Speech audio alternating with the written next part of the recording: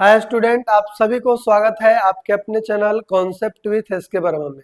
आज हम जो है यहाँ पर एक वीडियो लेके आए हैं जिसमें जो है आपको बताया जाएगा सिमुलतला आवासीय विद्यालय मुख्य प्रवेश परीक्षा 2026 के जो होने वाला है 7 जनवरी 2026 को।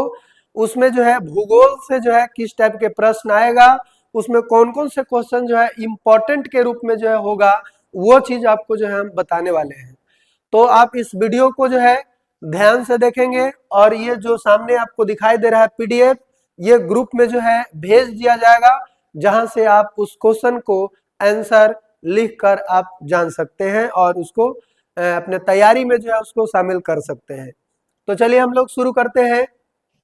जैसे देखिए, जो भी 6 क्लास से भूगोल से, मतलब पूरे एसएसटी का पार्ट नहीं, केवल भूगोल का पार्ट से अगर जो भी क्वेश्चन जो है पूछा जाएगा, जिस टाइप के जो है क्वेश्चन पूछा जाएगा, वो पूरा जो है इसमें लेकर आए हैं। लेकिन बहुत सारा क्वेश्चन है, इसमें से जो जो इम्पोर्टेंट टाइप के क्वेश्चन है उसको जो है इस वीडियो में हम बताएंगे।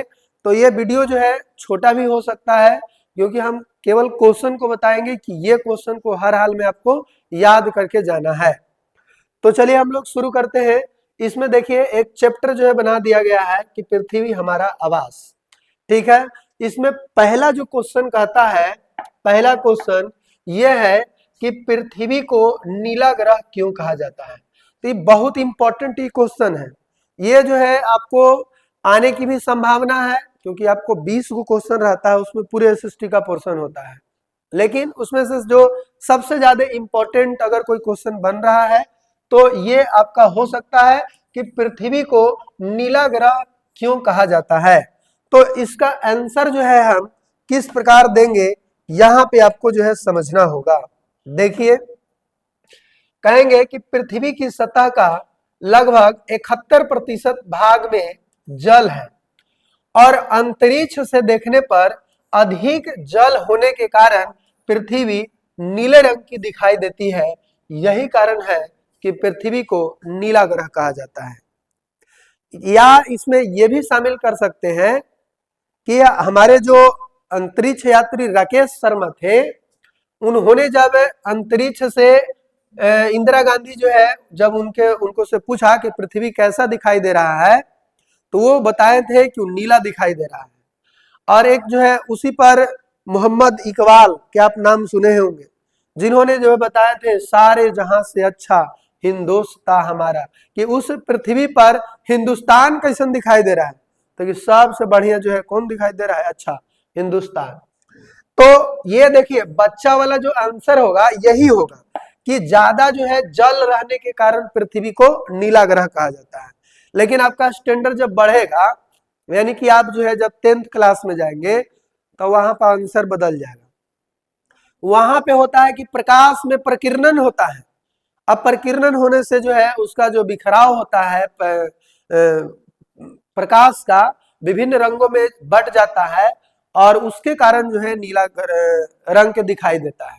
लेकिन यहाँ पर आप लोग का स्तर जो है प्री लेवल का है, तो आपका आंसर जो है इसी टाइप के होगा कि पृथ्वी की सतह का लगभग 71% यानी 3/4 भाग जल है और उस जल के कारण अंतरिक्ष से पृथ्वी को जब देखते हैं तो कैसा दिखाई देता है, नीला दिखाई देता है। तो ये क्वेश्चन का आंसर जो है आप याद कर लेंगे। ठीक है, उसके बाद जो है यहाँ पे देख पा रहे हैं अगला जो सवाल है कि पृथ्वी पर जीवन जो है संभव होने के 2 मुख्य कारण लिखिए। तो ये उतना जो है इम्पोर्टेंट नहीं है। अगला जो है देख सकते हैं सौर मंडल क्या है, पृथ्वी का आकार क्या है, भूमध्य रेखा क्या है। हाँ, ये आपका एक इंपॉर्टेंट क्वेश्चन के रूप में बनता है कि भूमध्य रेखा क्या है। इस भूमध्य रेखा को बोला जाता है विषुवत रेखा भी। क्या बोलेंगे, विषुवत रेखा। विषुवत रेखा भी कहा जाता है, इंग्लिश में इसको इक्वेटर कहते हैं और हिंदी में इसको विषुवत रेखा या भूमध्य रेखा कहा जाता है। तो आप पृथ्वी को देखे होंगे, तब पृथ्वी के 2 बराबर हिस्सों में, यानी कि पूरब से पश्चिम 2 बराबर हिस्सों में बांटने वाली जो रेखा होता है उसी को हम बोलते हैं भूमध्य रेखा या विषुवत रेखा। तो यही बात यहाँ पे लिखा हुआ है कि भूमध्य रेखा पृथ्वी के बीचों बीच खींची गई एक काल्पनिक रेखा है जो पृथ्वी को उत्तरी और दक्षिणी गोलार्ध में विभाजित करती है। यानी कि ये जो गोल पृथ्वी है, इसको अगर ये भूमध्य रेखा है तो पृथ्वी को दो बराबर हिस्सों में बांट देती है। ऊपर वाला को उत्तरी गोलार्ध बोला जाता है और नीचे वाला को दक्षिणी गोलार्ध बोला जाता है। तो इस बात को जो है आप ध्यान में रखेंगे। अगला जो है देख सकते हैं कि पृथ्वी सूर्य से तीसरा ग्रह क्यों कहलाती है, तो ये उतना ज्यादा इंपॉर्टेंट नहीं है। अक्षांश रेखाएं क्या होती है, ये भी जो है लेकिन बहुत इंपॉर्टेंट नहीं है, ये भी याद करने वाला सवाल है। अब है देशांतर रेखा, अक्षांश देशांतर दोनों। उसके बाद जो है आगे देख सकते हैं ये उत्तरी गोलार्ध दक्षिणी गोलार्ध क्या है, ये भी उतना नहीं इंपॉर्टेंट है। यहाँ पे इस क्वेश्चन को देख सकते हैं कि पृथ्वी का प्राकृतिक उपग्रह कौन है, तो बोलेंगे कि चंद्रमा पृथ्वी का एकमात्र प्राकृतिक उपग्रह है जो पृथ्वी के चारों ओर परिक्रमा करता है और हमें प्रकाश परावर्तित करके देता है। यानी कि देखिए ये 2 ही अंक का जो है सवाल था, तो बच्चा के सामने अगर आएगा कि पृथ्वी का प्राकृतिक उपग्रह कौन है, आंसर सब कैसे लिखेगा, चंद्रमा।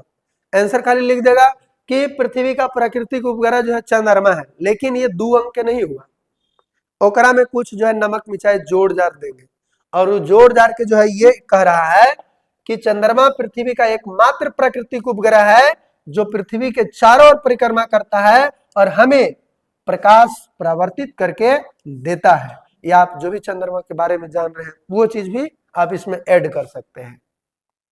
अब जो है अगला जो है सवाल देखते हैं कि पृथ्वी पर वायुमंडल का क्या महत्व है, ये उतना ज्यादा इंपॉर्टेंट नहीं है। पृथ्वी को विशिष्ट ग्रह क्यों कहा जाता है, ये भी जो है उतना ज्यादा नहीं है, जो रहेगा उसको हम खुद बता देंगे। बाकी ऐसे सब क्वेश्चन एक बार जो है देख कर जाएंगे। पृथ्वी की परिक्रमण गति और एगो परिभ्रमण गति, ये दोनों में जो है आप अंतर भी जो है जानते रहेंगे और उसका डिफिनेशन भी। जैसे पृथ्वी का परिक्रमण एक होता है परिभ्रमण, परिभ्रमण परिभ्रमण। तो देखिए परिक्रमण और परिभ्रमण में क्या अंतर है। तब परिक्रमण का मतलब होता है कि किसी चीज के चारों ओर जो है घूमना, और परिभ्रमण का मतलब होता है अपने अक्ष पर ही घूमना। जैसे अगर हम ऐसे ऐसे कर रहे हैं, ऐसे ऐसे, तो कौन सी कर रहे हैं, परिभ्रमण। लेकिन अगर ई वाला कलम है, इसके चारों ओर ऐसे ऐसे घूम रहे हैं, तो इसको क्या कहेंगे, परिक्रमण। ठीक है, तो ये पृथ्वी का क्या लिखा हुआ है, परिक्रमण। तब परिक्रमण को वार्षिक गति भी कहा जाता है या परिक्रमण गति भी कहा जाता है। तो वो उसको हम लोग देखते हैं। तब बताओ यहाँ पे परिक्रमण कौन करेगा, या तो जो है चंद्रमा जो है पृथ्वी का परिक्रमण करेगा, या तो पृथ्वी जो है सूर्य का परिक्रमण करेगा। नहीं, तो वही है कि सूर्य के चारों ओर पृथ्वी की निश्चित पथ पर की जाने वाली गति को पृथ्वी का परिक्रमण गति कहा जाता है। जैसे ये सूर्य है, सूर्य इसके अंदर है यहाँ पे, और इसके चारों ओर जो है एक निश्चित पथ बना हुआ है और उसी पथ पर पृथ्वी ये निरंतर गति करते रहता है, तो उसको हम क्या कहेंगे कि पृथ्वी की परिक्रमण गति वाला है। जो गति है ये परिक्रमण गति है और ये 365 दिन 6 घंटा में पूरा होता है, इसी कारण, और उसको जो है बोला जाता है 1 साल, इसी कारण इसे वार्षिक गति भी बोला जाता है। तो अगर आए कि पृथ्वी की वार्षिक गति क्या है या पृथ्वी की परिक्रमण गति क्या है, तो आपका आंसर क्या होगा, एक ही होगा, यही वाला। ठीक है, आगे देखते हैं। अगला जो है हम अध्याय 2 जिसमें है पृथ्वी की गतियां। तो इसमें जो है सवाल है कि पृथ्वी की गति से आप क्या समझते हैं। तो पृथ्वी की 2 टाइप के गति होता है, एक रोटेशनल, एक रिवोल्यूशन, जिसको घूर्णन गति कहते हैं या परिभ्रमण गति, एक परिक्रमण गति या वार्षिक गति बोलेंगे। पृथ्वी की घूर्णन गति क्या है, हाँ, तो घूर्णन गति या परिभ्रमण ही है, तो इसको भी जो है आप याद रख सकते हैं। और यही कारण जो है दिन और रात होता है। लेकिन परिक्रमण गति के कारण क्या होता है, मौसम परिवर्तन होता है या अति बदलता है, ऋतु बदलता है।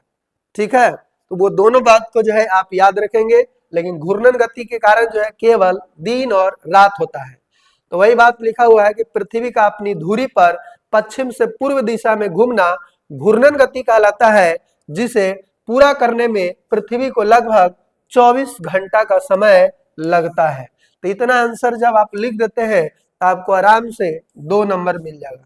ये तो टाइप किया हुआ है तो लग रहा है कि एक लाइन में खत्म हो गया, कॉपी पर लिखेगा तो थोड़ा ज्यादा हो जाएगा। अगला जो है देखते हैं कि घूर्णन गति का एक प्रमुख प्रभाव, तो ये उतना ज्यादा इंपॉर्टेंट नहीं है। ये परिक्रमण गति देखिए यहाँ पे फिर से आ गया। अब उसके बाद जो है, हाँ, इसका प्रभाव भी आप याद रखना कि परिक्रमण के कारण अभी ये बताएं कुछ होता है, ऋतु परिवर्तन होता है। तो वही बात यहाँ पे लिखा हुआ है जो 1 साल में होता है। अब आगे देखते हैं, यहाँ पे है कि पृथ्वी कितना अक्ष पर झुका हुआ रहता है।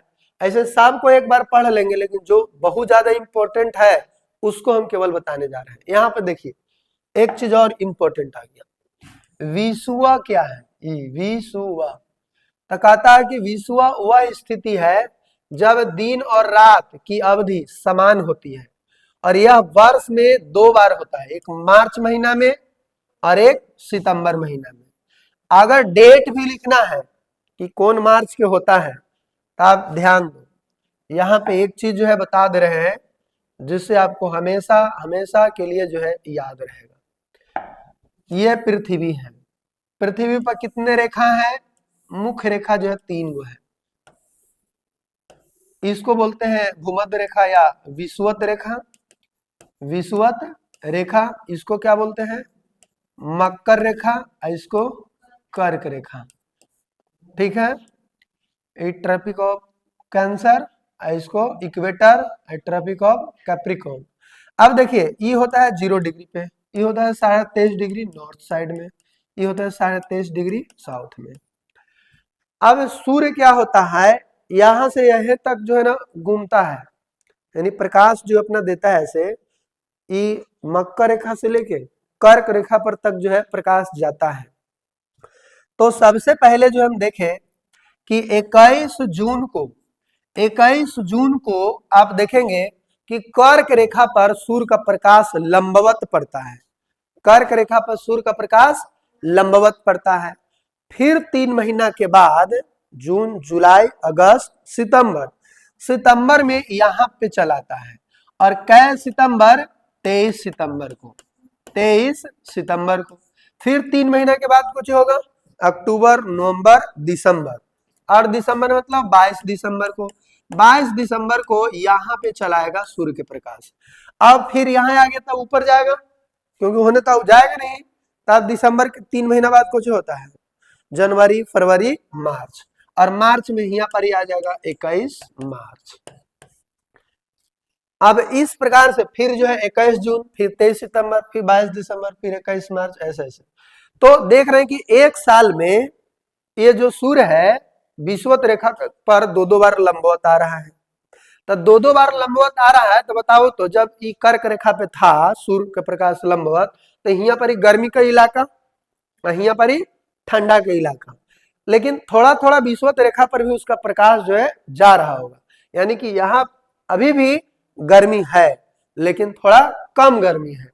लेकिन जैसे जैसे ये जून बीतता गया, इस पर गर्मी बढ़ते गया, और 23 सितंबर को बहुत ज्यादा गर्मी हो गया।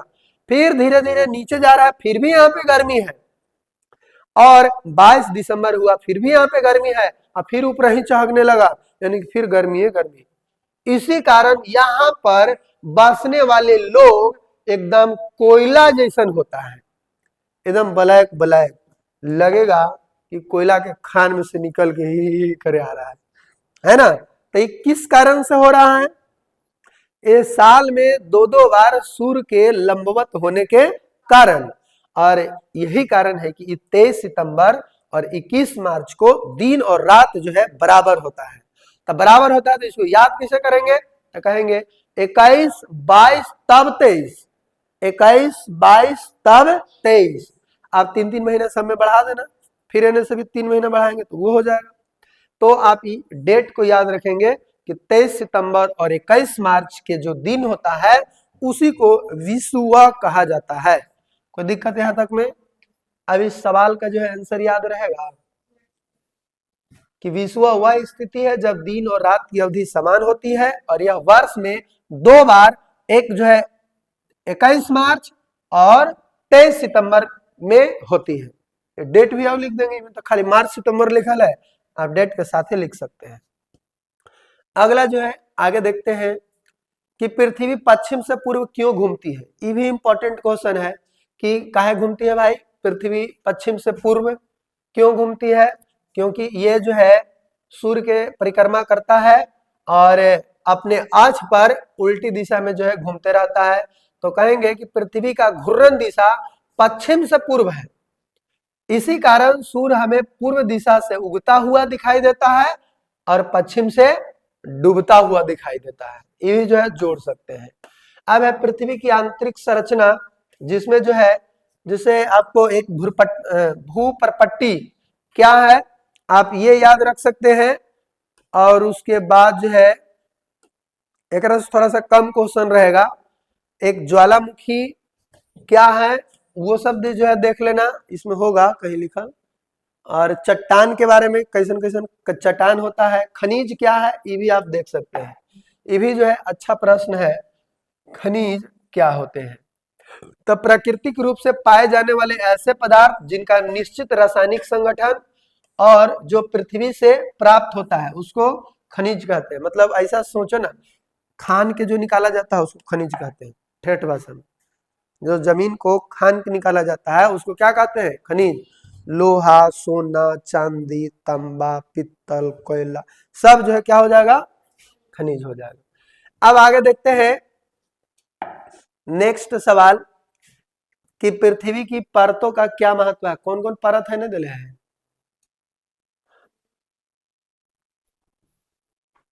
पृथ्वी के चट्टानों का मानव जीवन में क्या प्रभाव, पृथ्वी के परतों का महत्व है। हाँ ये भी जो है देख लेना, लेकिन उतना ज्यादा नहीं है, लेकिन फिर भी जो है इसको याद रखना कि पृथ्वी की परतों का क्या महत्व है।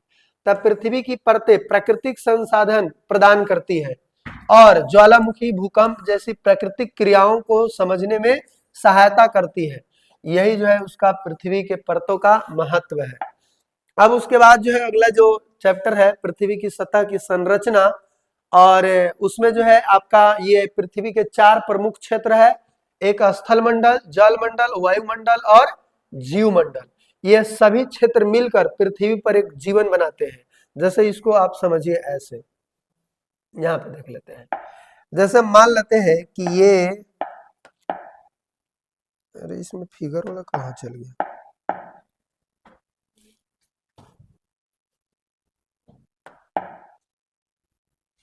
जैसे मान लेते हैं ये जो है आपका अथी है, पूरा को जो है पृथ्वी, पृथ्वी पर बहुत सारा हिस्सा है, चाहे ऐसे देखते हैं। ये देखिए ये स्थल मंडल है, ये जल मंडल है, ये वायुमंडल है। 3 गो मुख्य रूप से है। कौन सी? वायुमंडल, स्थल मंडल, जल मंडल। ये 3 चीज है मुख्य रूप से पूरे पृथ्वी पर। और जिस स्थान पर स्थल, जल और वायु तीनों चीज है, जैसे ये वाला हिस्सा में देखो, ये वाला हिस्सा में तीनों भाग आ रहा है, तो इस हिस्सा को हम क्या बोलते हैं? जीवमंडल। जीवमंडल तो कहेगा, छोड़ ऑब्जेक्टिव बन जाएगा। अगर ये रहेगा कि स्थल मंडल, जल मंडल, वायुमंडल और जीवमंडल में बड़ा कौन है या छोटा कौन है, छोटा पूछेगा तो छोटा कौन होगा? जीवमंडल होगा। नहीं देखो तो ये तीन है, वो सब बहुत बड़ा बड़ा है, और तीनों एक साथ जहां पे मिलता है उसी को जीवमंडल कहते हैं। यही में हम लोग रहते हैं, यही में हम लोग नहीं कोई भी जीव रहता है, इसीलिए इसका नाम पड़ा जीवमंडल। नेक्स्ट देखते हैं अगला सवाल। इसमें से क्वेश्चन जो है अच्छा थोड़ा सा आ जाएगा। जैसे तीनों मंडल के पहले तो परिभाषा आ जाएगा चारों मंडल के, उसके बाद जो है बारी बारी से वायुमंडल की परिभाषा जो है ज्यादा इंपॉर्टेंट हो जाता है कि वायुमंडल जो है किसे कहते हैं या क्या है। तो कहेंगे पृथ्वी के चारों ओर से घेरे रहने वाली गैसों की परतों को क्या बोलते हैं? वायुमंडल कहते हैं, जो जीवन के लिए आवश्यक गैस प्रदान करती है। अब वायुमंडल में भी जो है ये कई तरह के जो है ऐसे ऐसे परत होता है इस टाइप के, जैसे ये पृथ्वी हो गया, इसके ऊपर 11 मंडल, 11 परत, 11 परत, 11 परत, इस तरह से ऐसे ऐसे ऐसे 5 परतें होता है। कौन कौन? ये पृथ्वी हो गया, उसके ऊपर जो है क्षोभ मंडल होता है, उसके ऊपर समताप, उसके ऊपर मध्य, उसके ऊपर आयन, उसके बाद बाह्य, वायुमंडल है बाह्य मंडल। ठीक है, तो इस तरह के इसका 5 परत भी याद रखना। वो भी कहने पूछ दे कि वायुमंडल के कितने परत होता है, उसको लिखे।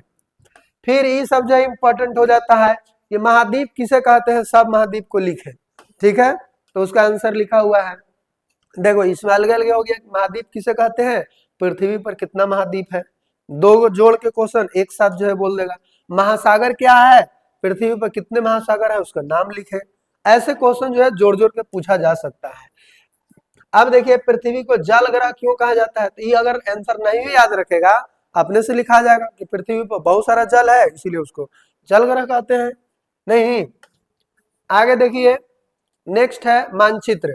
मानचित्र से सबसे पहला जो है सवाल ये हो सकता है उसका तीनों प्रकार। मानचित्र क्या है, तो कहेंगे कि किसी पृथ्वी के किसी भूभाग को किसी कागज या कपड़ों पर हूबहू उतार देना मानचित्र कहलाता है। पृथ्वी के किसी भूभाग को किसी कागज या कपड़ों पर हूबहू उतार देना क्या कहलाता है, मानचित्र कहलाता है। मानचित्र के मुख्य रूप से 3 प्रकार होता है, एक पॉलिटिकल मैप, एक फिजिकल मैप और एक थीमेटिक मैप। हिंदी में एक राजनीतिक मानचित्र और भौतिक मानचित्र, और तीसरा होता है थीमेटिक मानचित्र। फिजिकल मैप में जो है शहरों राज्यों की सीमाओं को दर्शाया हुआ रहता है, सॉरी फिजिकल बोल रहे हैं ना, पॉलिटिकल मानचित्र जो होता है राजनीतिक मानचित्र, उसमें देश राज्य के सीमाओं को जो है दर्शाया हुआ रहता है, कौन राज्य कहाँ है, कितना दूर तक है, उसका सीमा बनाया हुआ रहता है।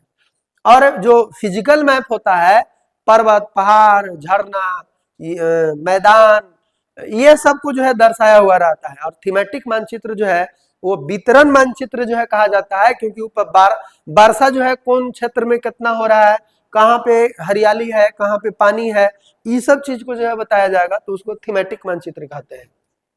अब देखिए आगे यहाँ पे मानचित्र के 3 मुख्य घटक कौन कौन है, ये भी बहुत इंपॉर्टेंट, ये जो है वेरी वेरी इंपॉर्टेंट जो है सवाल हो जाता है कि मानचित्र के 3 मुख्य घटक कौन कौन से हैं। तो कहेंगे मानचित्र के 3 मुख्य घटक दूरी, दिशा और प्रतीक है। कौन कौन हो जाएगा, दूरी, दिशा और प्रतीक। इसके बिना मानचित्र को सही ढंग से समझना कठिन होता है, तो ये आप जो है याद रख सकते हैं। अब जो है पैमाना भी जो है देख सकते हैं कि मानचित्र पर दर्शाई गई दूरी और पृथ्वी की वास्तविक दूरी के अनुपात को पैमाना कहते हैं, जिससे वास्तविक दूरी जो है ज्ञात की जाती है। जैसे मान लेते हैं पृथ्वी पर कोई 10 किलोमीटर है, उसको मानचित्र बनाना है तो 10 किलोमीटर लाइन पड़ेगा, उस 10 किलोमीटर के फिर पेज नहीं रहेगा, इसीलिए एक अनुमान ले लेगा कि हम 1 सेंटीमीटर बराबर 10 किलोमीटर पार देंगे, और 1 सेंटीमीटर के अंदर ही उसका मैप बना देगा। पूरे भारत का जो मैप बना हुआ है तो उस पर देखना ऐसे ऐसे करके जो है किनारे किनारे एक अंक लिखा रहता है, वो और वो अंक लिखा रहता है, ये कोष्टवा में करके ने साइड में ये लिखा रहेगा कि 1 किलोमीटर बराबर 100 किलोमीटर, एक चाहे 1 सेंटीमीटर बराबर 100 किलोमीटर, ऐसे लिखा रहता है। मतलब कि मानचित्र पर 1 सेंटीमीटर है, उसको सोचना है कोची 100 किलोमीटर, तो यही दोनों के अनुपात को क्या कहते हैं, पैमाना। और मानचित्र के दूरी मापने के लिए पैमाना का होना अति आवश्यक है। ठीक है, अब देखिए आगे देखते हैं कि मानचित्र के संकेत क्या कहलाते हैं, तो ये सब उतना ना है। हाँ, ये जो बताएं कि राजनीतिक मानचित्र क्या है, विषयगत मानचित्र क्या है, याद रखना। एक रेखा चित्र भी जो है बहुत बढ़िया जो है सवाल हो जाता है कि रेखा चित्र से आप क्या समझते हैं। स्केच, तो रेखा चित्र किसी स्थान का अनुमानित सरल चित्र होता है जिसमें पैमाना का प्रयोग नहीं किया जाता है। जैसे अगर हम कहेंगे कि ये स्कूल का जो है ना मानचित्र बना हुआ, ये स्कूल का, तो हम कहेंगे देखो ये मसौड़ी बाजार हो गया और यहाँ से एक सीधे रोड आया है, एनएमआई चल गया है, नौबतपुर चल जाता है, ये पाली चल जाता है। इसी रोड में जो है यहाँ पे बढ़ेगा तो यहाँ पे पेट्रोल पंप है, एचपी पेट्रोल पंप। इसके बगल में यहाँ पे देखेगा तो हमारा स्कूल है, ये हमारा स्कूल है। ये जो है कोची हो गया, रेखा चित्र हो गया, यानी हाथ से बनाया हुआ मैप को क्या बोलेंगे, रेखा चित्र कहेंगे। ठीक है, अब जो है आगे देखते हैं पृथ्वी के परिमंडल। पृथ्वी के परिमंडल में आपका वही वाला आ जाएगा जो पहले हम लोग देख ली, दो बार लिखा गया जी, पिछल के वाला सब है पृथ्वी का स्थलाकृति। तो इसमें पर्वत, पहाड़, नदियां, झरना ये सब के बारे में है, जिसमें आप देख सकते हैं कि पर्वत क्या है, पठार क्या है, ये सब इंपॉर्टेंट है। और उसके बाद जो है आप देख सकते हैं इधर कहाँ चलिए, मैदान कैसे बनता है, फिर वलित पर्वत, ज्वालामुखी पर्वत, ये सब क्या है, ये सब थोड़ा इंपॉर्टेंट हो जाता है। और उसके बाद जो है हमारा देश भारत, तो इसमें आप देख सकते हैं भारत की भौगोलिक स्थिति जो है क्या है, भारत की राजधानी, जनसंख्या, क्षेत्रफल, सीमाएं, ये भारत के जो है चौहद्दी बताओ, ये सब इंपॉर्टेंट हो जाता है थोड़ा। और उसके बाद जो है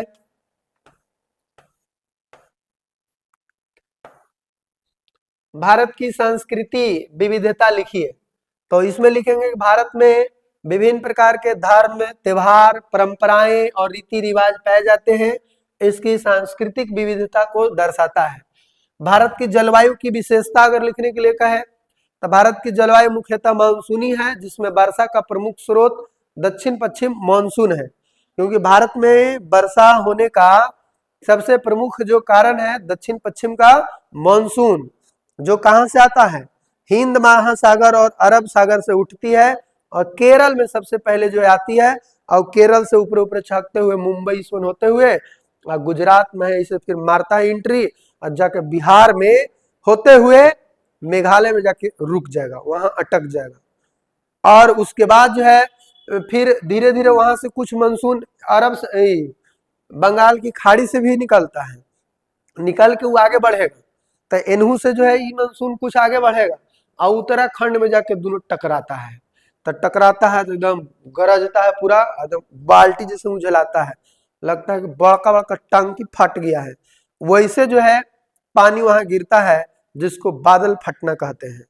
ठीक है, और यह मेघालय में जाकर रुक जाती है जो मानसून, तो वहां पर जहां पे मानसून रुकेगा एकदम जम के बारिश होगा, इसीलिए मेघालय के चेरापूंजी या मासिनराम में जो है पूरे विश्व भर में सबसे ज्यादा वर्षा होता है। ठीक है, अगर ये भी अगर सवाल आए कि विश्व में सबसे ज्यादा वर्षा जो है मेघालय के मासिनराम या चेरापूंजी में क्यों होता है, तो कहेंगे कि वहां पर बहुत सारा पर्वतीय क्षेत्र है, जिसके कारण मानसून जाकर वहां रुक जाती है और रुकने के कारण जो है अत्यधिक वर्षा हो जाता है। आगे जो है देखते हैं कि यहाँ पे भारत की प्राचीन सभ्यता का महत्व, तो ये सब उतना ज्यादा इंपॉर्टेंट नहीं है। तो इस प्रकार से इतना क्वेश्चन हम लोग देखें।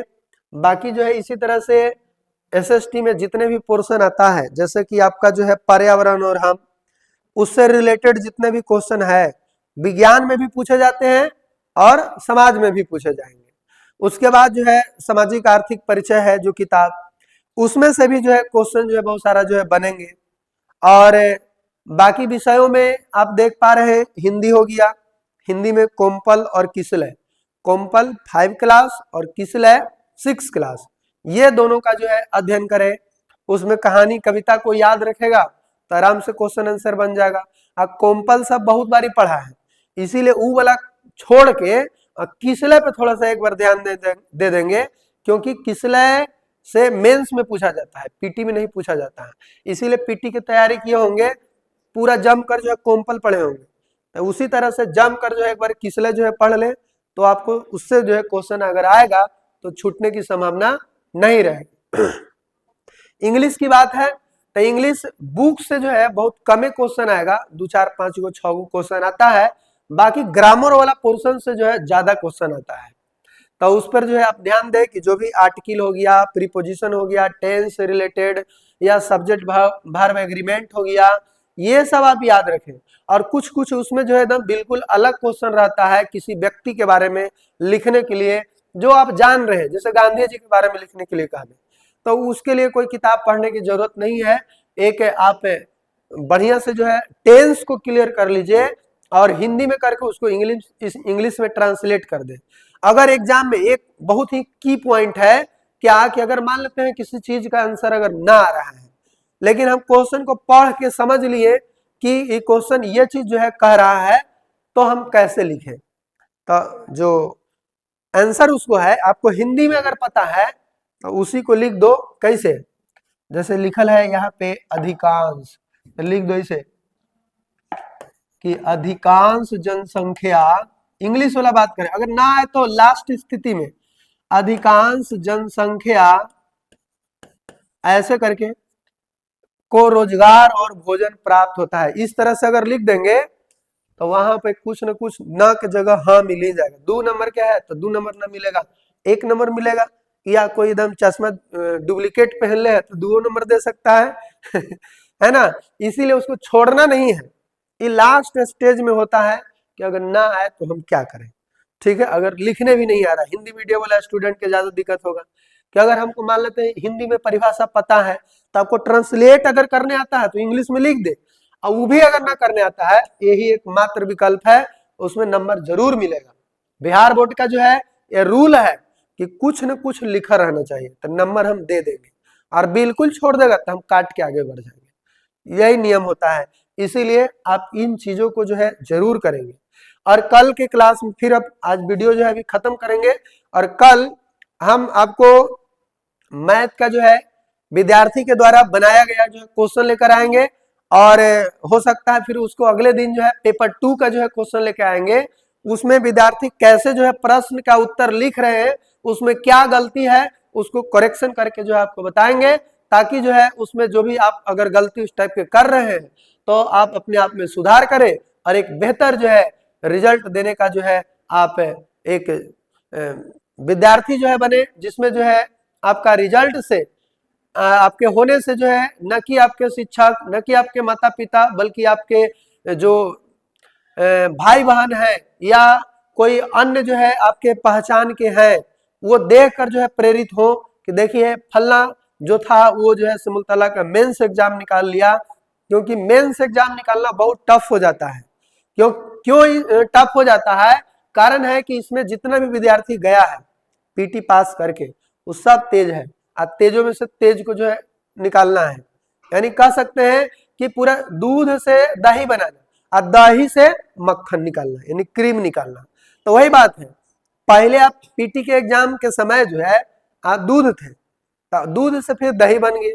अब दही में देख रहे हैं कि क्रीम छुपा हुआ है, वो क्रीम को निकालकर बिहार बोर्ड जो है ले लेता है और सिलेक्शन करके सिमुलतला को दे देता है कि लीजिए एडमिशन लीजिए, एकदम बढ़िया बढ़िया लेकर है। तो वो आपको क्रीम बनना होगा, तो क्रीम बनने के लिए क्या करना पड़ता है, पूरा जो है मथनी को चलाना पड़ता है, और जब तक जो है पूरा मथनी को चलाएगा नहीं तब तक जो है क्रीम निकलेगा नहीं।